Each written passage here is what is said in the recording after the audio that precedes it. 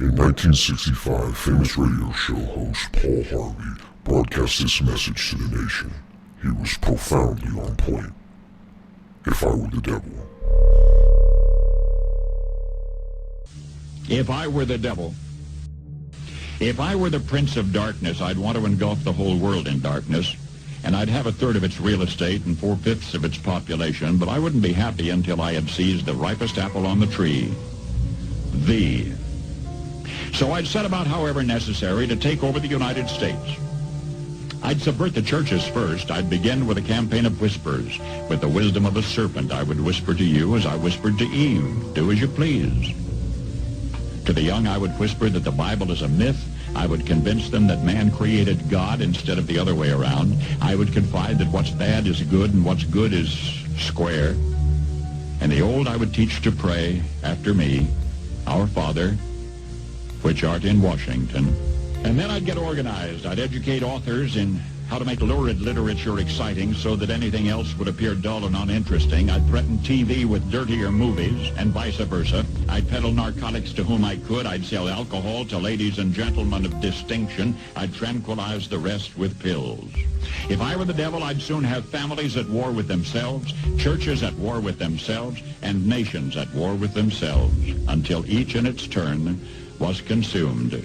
And with promises of higher ratings, I'd have mesmerizing media fanning the flames. If I were the devil, I would encourage schools to refine young intellects, but neglect to discipline emotions. Just let those run wild. Until before you knew it, you'd have to have drug-sniffing dogs and metal detectors at every schoolhouse door. Within a decade, I'd have prisons overflowing. I'd have judges promoting pornography. Soon I could evict God from the courthouse, then from the schoolhouse, and then from the houses of Congress.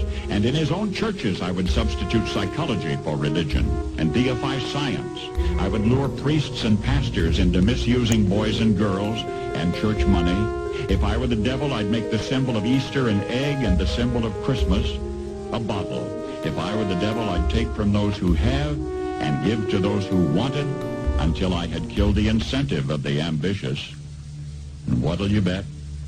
I couldn't get whole states to promote gambling as the way to get rich.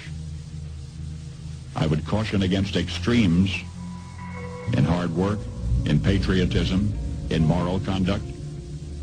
I would convince the young that marriage is old-fashioned, that swinging is more fun, that what you see on TV is the way to be. And thus I could undress you in public, and I could lure you into bed with diseases for which there is no cure.